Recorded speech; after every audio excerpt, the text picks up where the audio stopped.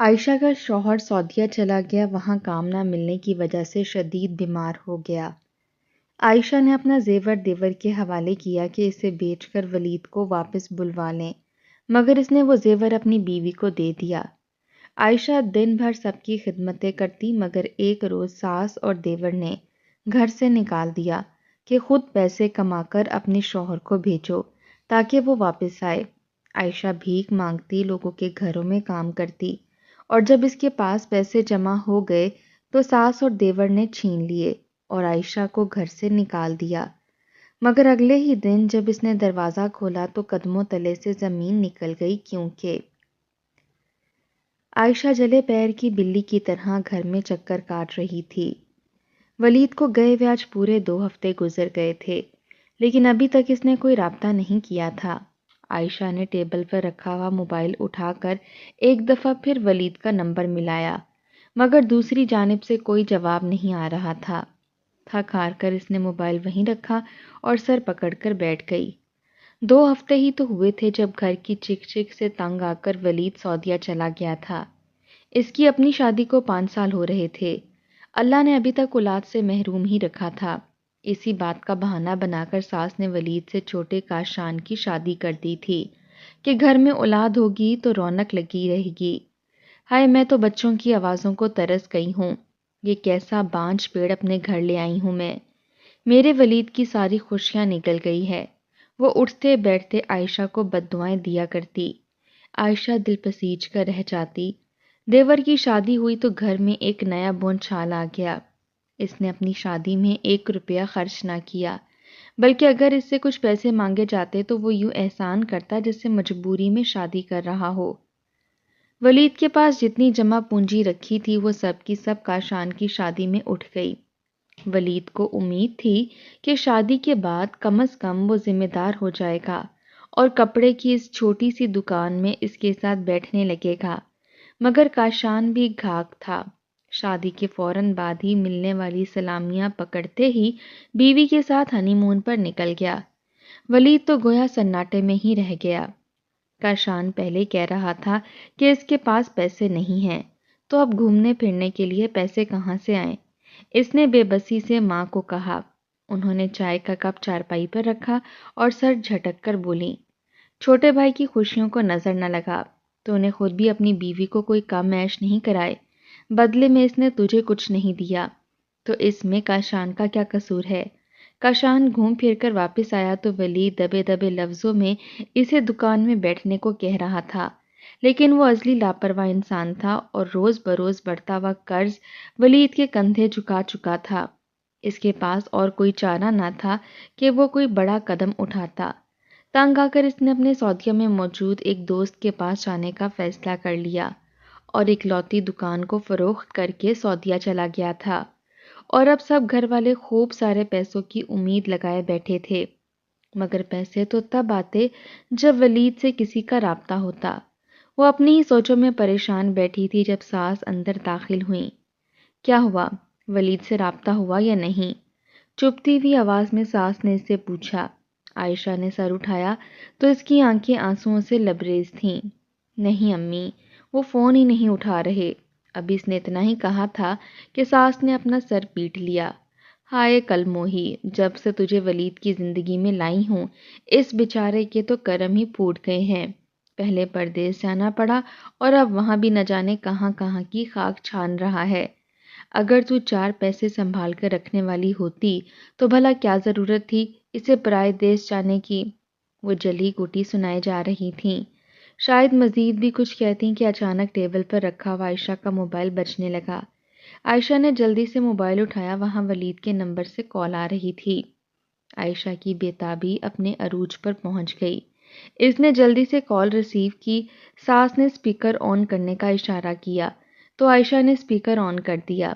دوسری جانب ولید کا وہی دوست بات کر رہا تھا جس کے پاس وہ گیا تھا۔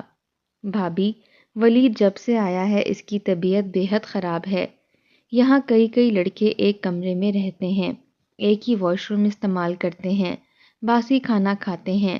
ہم سب کو تو اس کی عادت ہے، مگر ولید شروع کے 2 دن بعد ہی بیمار ہو گیا تھا اور اب اس کی حالت کافی خراب ہے۔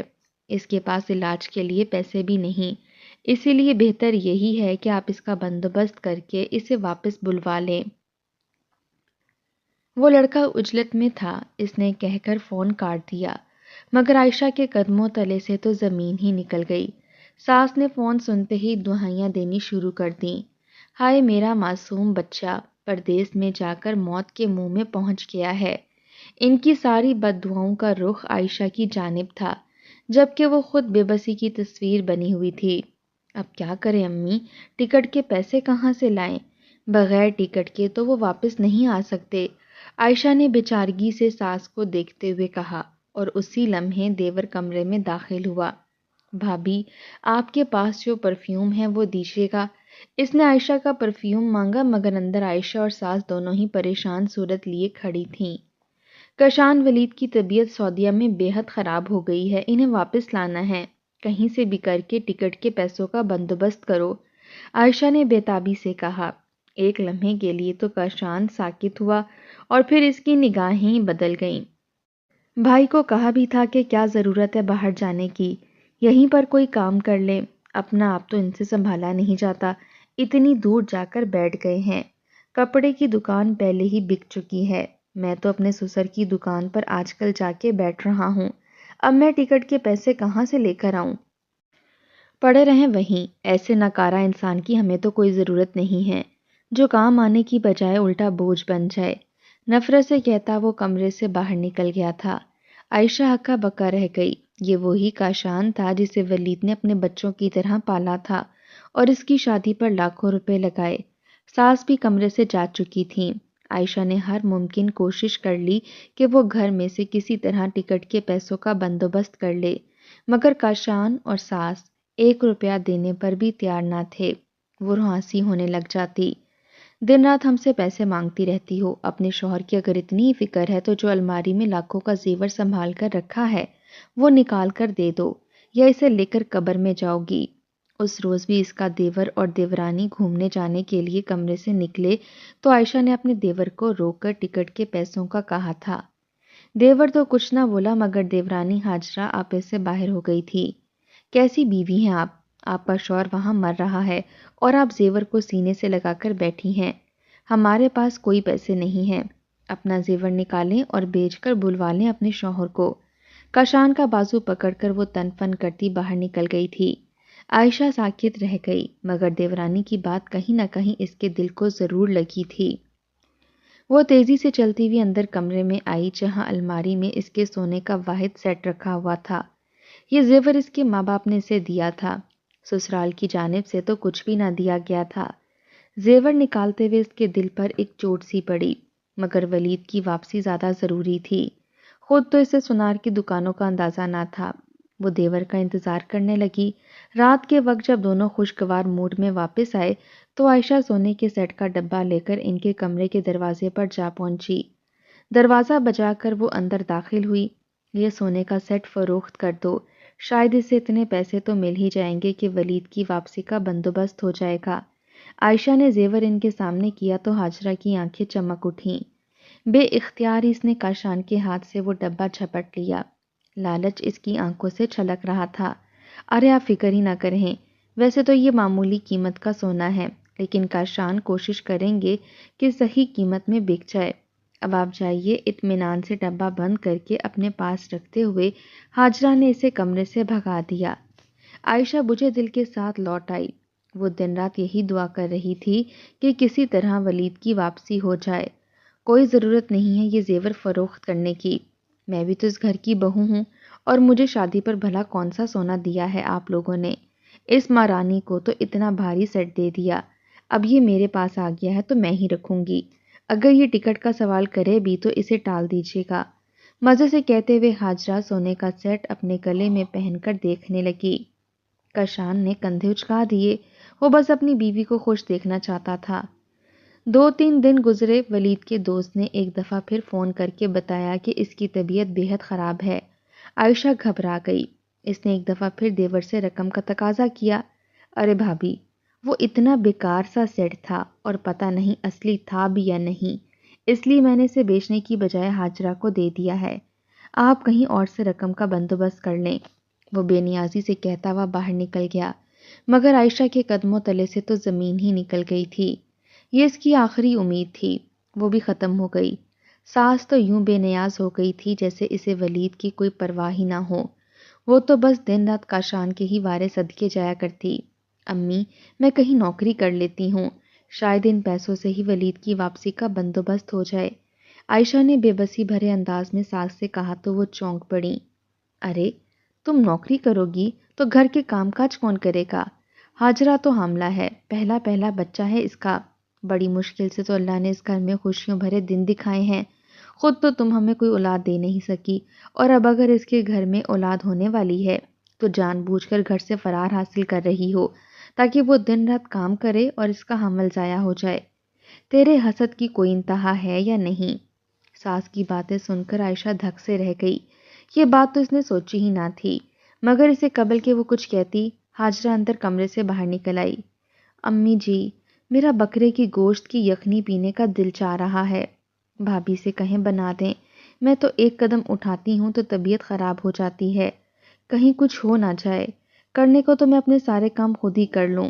بیچارہ سا منہ بناتے ہوئے وہ بھی ساس کے پاس بیٹھ گئی۔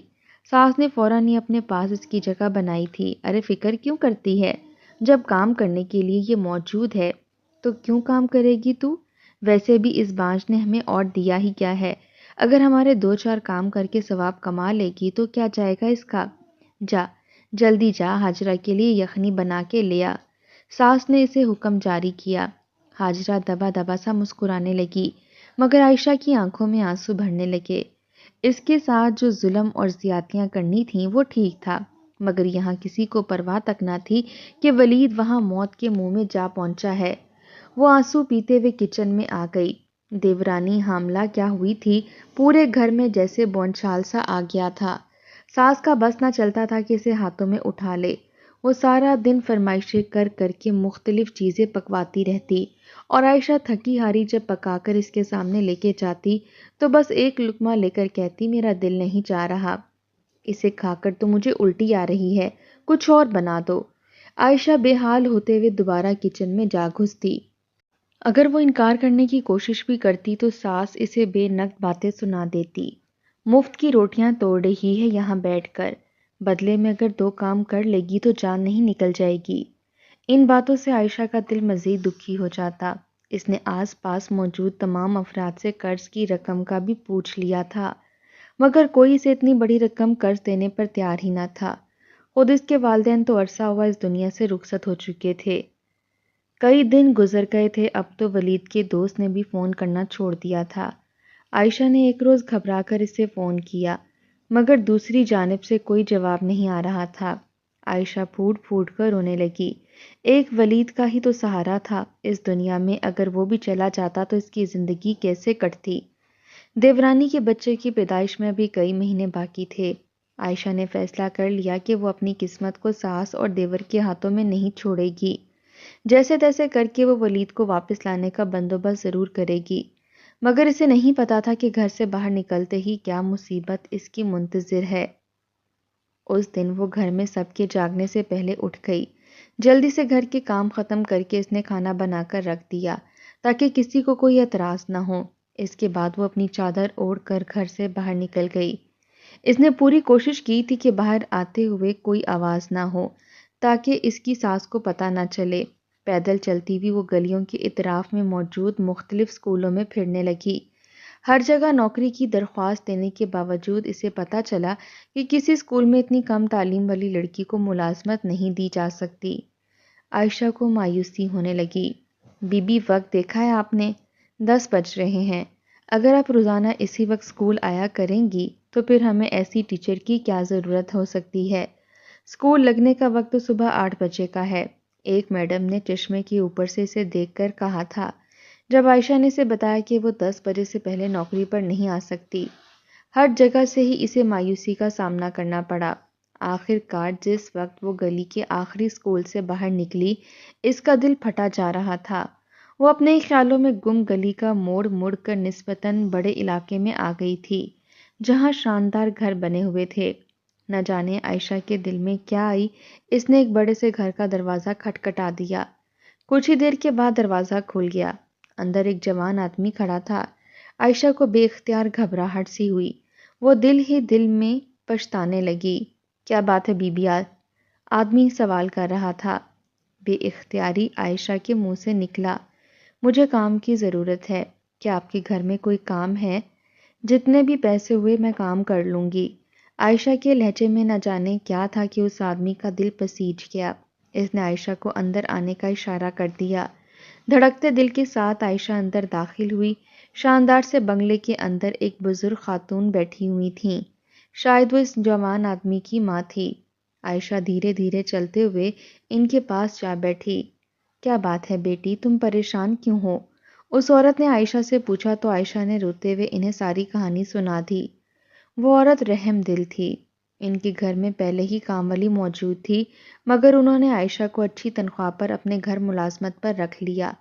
نہ صرف اپنے گھر میں بلکہ برابر میں ہی اپنی بہن کے گھر بھی عائشہ کو کام دلوا دیا۔ شرط صرف یہ تھی کہ عائشہ کو صبح 10 بجے ہر حال میں آنا ہوگا۔ عائشہ کو کیا اعتراض ہو سکتا تھا؟ وہ خوشی خوشی گھر واپس آئی تو گھر میں ایک نیا ہنگامہ اس کا منتظر تھا۔ بغیر بتائے کہاں گل چھڑے اڑاتی پھر رہی ہو عیاش عورت، سارے برتن گندے پڑے ہیں، میرا سفید سوٹ استری ہوا نہیں ہے، مجھے میلاد میں جانا تھا۔ ہاجرہ بیچاری صبح سے چائے کے لیے تڑپ رہی ہے، مگر تیری آوارگی ہی ختم نہیں ہو رہی۔ آخر کہاں گئی تھی؟ سانس لپک کر اس کے بالوں کی چٹیاں پکڑ کر بولی تھی۔ عائشہ کی آنکھوں کے کنارے بھیگنے لگے۔ آخر یہ لوگ کتنے بے حس تھے۔ میں نے ایک گھر میں ملازمت کر لی ہے اور اب میں وہاں روزانہ کام کرنے جایا کروں گی۔ مجھے ولید کو واپس لانے کے لیے رقم کی ضرورت ہے۔ اگر کسی نے مجھے کام کرنے سے منع کیا تو میں گھر کا کوئی کام نہیں کروں گی۔ عائشہ ایک دم پھٹ پڑی تھی۔ ساس کے پہلے تو اوسان خطا ہوئے، لیکن اس نے عائشہ کی آنکھوں میں بے خوفی دیکھ لی تھی۔ ساس کو اپنی بھلائی اسی میں لگی کہ وہ خاموش ہو جائے، ورنہ یہ مفت کی ملازمہ بھی ہاتھ سے چلی جاتی۔ گھر کے اتنے کام کاج ان سے بھلا کہاں ہوتے تھے؟ انہوں نے عائشہ پر احسان دھرتے ہوئے اسے گھروں میں کام کرنے کی اجازت دے دی۔ عائشہ روز صبح اپنے گھر کا کام ختم کر کے جاتی اور 2 گھروں کا کام کرتی رہتی۔ کام کرتے کرتے اسے شام ہو جاتی۔ شدید سردی کے دنوں میں جس وقت وہ ٹھنڈے پانی سے برتن اور کپڑے دھو رہی ہوتی تو اس کی آنکھوں میں آنسو آ جاتے۔ ولید نے تو یہاں ہوتے کبھی اسے ایسا مشقت بھرا کام نہ کروایا تھا۔ عائشہ کو کام پر جاتے ابھی چند ہی دن ہوئے تھے کہ ایک روز وہ گھر سے کام کے لیے باہر نکلی تو شدید تیز ہوا چل رہی تھی۔ اس کا ہلکا سا لباس ہوا کی سختی کے سامنے بالکل ناکارہ ثابت ہو رہا تھا۔ عائشہ خود کو سنبھالتے گھر کی جانب جا رہی تھی جب اچانک ہی آسمان سے تھڑا تھڑ بوندیں برسنے لگیں۔ موسم اچانک ہی خراب ہو گیا تھا۔ عائشہ نے پریشانی سے آسمان کی جانب دیکھا۔ بارش اتنی تیز ہو رہی تھی کہ وہ چل کر اپنے گھر تک تو بالکل نہیں جا سکتی تھی۔ کرائے کے اس کے پاس پیسے نہ تھے۔ انتہائی پریشانی کی صورت میں وہ وہیں ایک دکان کے سامنے لگے شیڈ کے نیچے سکڑ سمٹ کر بیٹھ گئی۔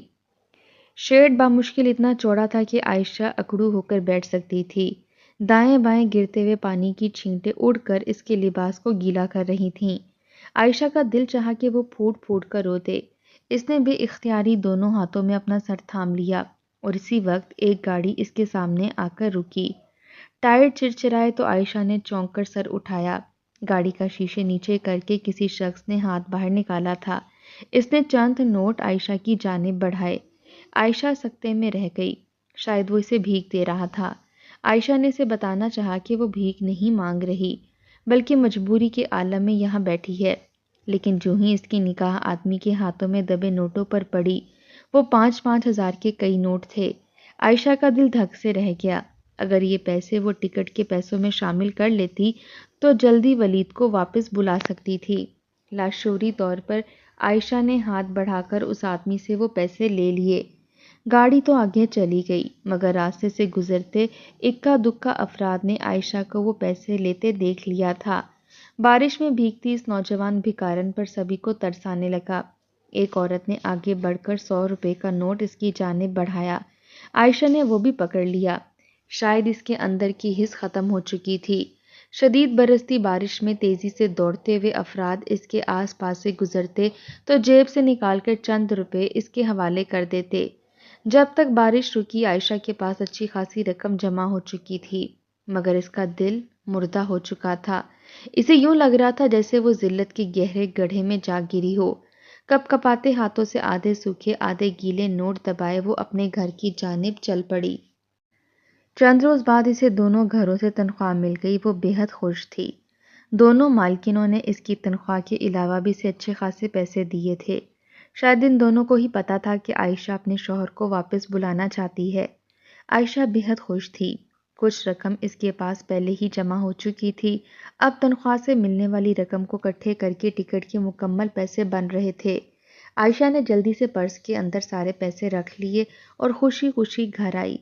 کھلے دروازے سے جیسے اس نے اندر قدم رکھا، اندر ایک طوفان آیا ہوا تھا۔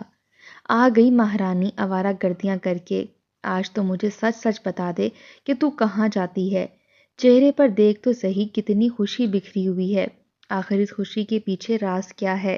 میرے بیٹے کو تو مرنے کے لیے پردیس میں بھجوا دیا ہے، خود یہاں نہ جانے کس کے ساتھ رنگ رلیاں منا رہی ہے۔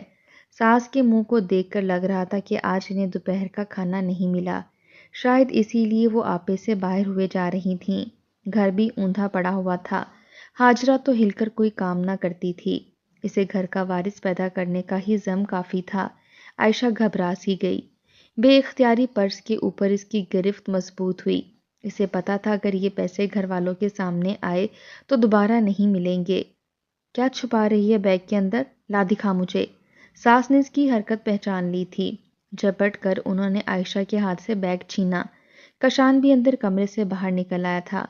ہائے ہائے، اتنے سارے پیسے کہاں سے آئے ہیں؟ یہ پیسے پھٹی پھٹی نگاہوں سے نوٹوں کو دیکھتے ہوئے ساس وہ رقم گن رہی تھی۔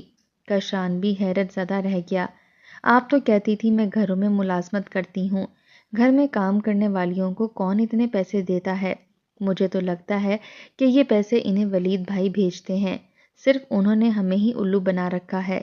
کشان پیسوں کو جھپٹتے ہوئے یکدم پھٹ پڑا تھا۔ ساس نے کھا جانے والی نگاہوں سے عائشہ کو دیکھا۔ صحیح کہہ رہا ہے تو کشان، اس کلموہی کی تو کوئی چال ہوگی۔ یہ اسی کے نمبر پر تو فون کرتا ہے وہ لڑکا، مجھے تو وہ بھی اس کے ساتھ ملا ہوا لگتا ہے۔ ساس نے الٹے ہاتھ کا جھاپڑ اس کے منہ پر دے مارا۔ عائشہ لڑکھڑا کر پیچھے جا گری۔ وہ ازل سے ہی ڈرپوک سی تھی۔ اس کے سارے الفاظ ہی ختم ہو گئے۔ یہ پیسے مجھے واپس کر دیں، یہ ولید کی ٹکٹ کے پیسے ہیں۔ وہ ہاتھ جوڑتے ہوئے معافی مانگ رہی تھی، مگر ساس اور دیور تو آپے سے باہر ہو چکے تھے۔ انہیں اچھی خاصی رقم ہاتھ میں آئی نظر آ رہی تھی، وہ بھلا کیوں واپس کرتے؟ چلو نکلو میرے گھر سے۔ ساس نے بازو سے پکڑ کر اسے اٹھایا۔ دیور نے لپک کر دروازہ کھول دیا تھا۔ ہاجرہ بھی کمرے سے نکل آئی تھی۔ عائشہ روتی اور منتیں کرتی رہی مگر ساس نے اس کی ایک نہ سنی۔ اس کے سارے پیسے اپنی مٹھی میں دبائے دھکے مار کر ساس نے اسے گھر سے باہر نکال ڈالا۔ عائشہ تڑپ کر واپس موڑی، لیکن اس سے پہلے کہ ساس دروازہ بند کرتی، اچانک اس کی نظر سامنے رکتی ہوئی ٹیکسی پر پڑی۔ اس کے قدموں تلے سے زمین نکل گئی، کیونکہ ٹیکسی میں سے کوئی شخص باہر اتر رہا تھا۔ اس کا مسکراتا چہرہ جیسے ہی سامنے آیا، عائشہ کی ساس کی آنکھیں پھٹی کی پھٹی رہ گئیں۔ کاشان جس نے عائشہ کو زوردار دھکا دیا تھا وہ بھی ساکت کھڑا رہ گیا۔ پھٹی پھٹی نگاہوں سے اس شخص کی جانب دیکھتے ان کے رنگ زرد پڑے جا رہے تھے۔ عائشہ جو ابھی تک ان کی منت سماجت کر رہی تھی، ان کے چہروں کے بدلتے زاویے دیکھ کر اچانک پیچھے مڑی اور اس کے قدم بھی گویا زمین میں زنجیر ہو گئے، کیونکہ ٹیکسی سے اترنے والا شخص کوئی اور نہیں بلکہ ولید تھا۔ عائشہ نے بے یقین نگاہوں سے اسے دیکھا۔ ولید، آپ؟ اس کے لبوں سے الفاظ نکلے۔ ولید 2 قدم چل کر آگے آیا تھا۔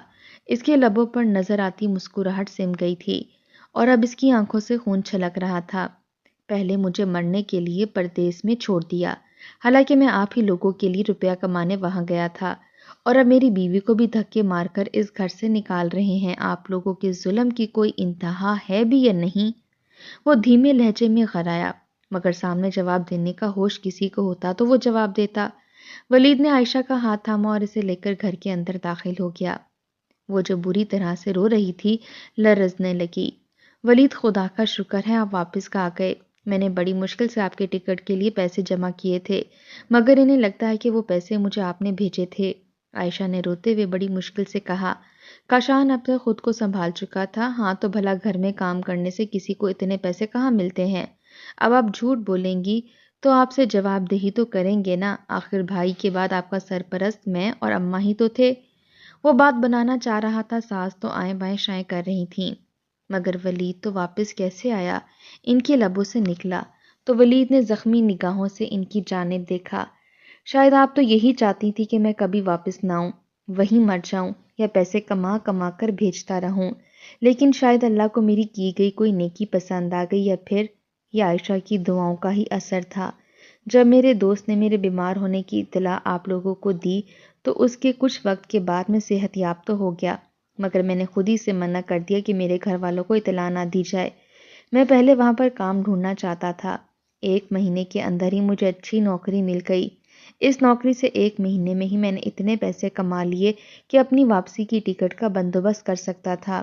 میں چاہتا تو وہیں رہ کر پیسے کماتا رہتا اور آپ لوگوں کو بھیجتا، لیکن میں نے ایسا نہیں کیا، کیونکہ جس روز آپ عائشہ کو یہ کہہ رہی تھی کہ آپ کو کوئی غرض نہیں میں زندہ واپس آؤں یا نہیں، اس روز فون میرے ہاتھ میں تھا اور میں نے ساری باتیں سن لی تھیں۔ عائشہ نے میری کال ابھی کاٹی نہیں تھی۔ اس دن کے بعد سے میں نے فیصلہ کر لیا کہ میں اب اپنی حلال کی کمائی کا 1 روپیہ بھی آپ لوگوں کو نہیں دوں گا۔ میں یہاں صرف عائشہ کو لینے آیا ہوں۔ 2 روز بعد اب میری فلائٹ ہے۔ میں نے عائشہ کے لیے بھی وہاں رہائش کا بندوبست کر لیا ہے۔ اب آپ لوگ جانیں اور آپ لوگوں کے کام کاج۔ میں اور میری بیوی مزید آپ لوگوں کی خدمت نہیں کریں گے، ولید 2 ٹوک انداز میں کہے جا رہا تھا، جبکہ عائشہ کی سانس کے قدموں تلے سے تو زمین ہی نکل گئی تھی۔ سعودیہ کی کمائی ہاتھوں سے جا رہی تھی اور ساتھ ہی جوان بیٹا بھی۔ مفت کی ملازمہ ہاتھ سے چلی جاتی تو انہیں اچھے سے اندازہ تھا کہ پیچھے ان کے ساتھ گھر میں کیا سلوک ہوتا۔ ان کی 1000 منت سماجت کرنے کے باوجود 2 روز بعد ولید عائشہ کو لے کر سعودیہ چلا گیا۔ حاجرہ کمرے سے نکلتی اور صرف اپنے حصے کا کھانا پکا کر اپنے کمرے میں لے جاتی۔ گھر سارا دن غلاظت سے اٹا رہتا۔ وہی ساس جو پہلے خوب ٹھاٹھ سے رہا کرتی تھی، روٹی کے ایک ایک نوالے کو ترسنے لگی۔ دن رات روتے ہوئے وہ بس یہی دعا کرتی تھی کہ کسی طرح ولید اور عائشہ واپس آ جائیں، لیکن اب ان کی دعا قبول ہونے والی نہیں تھی۔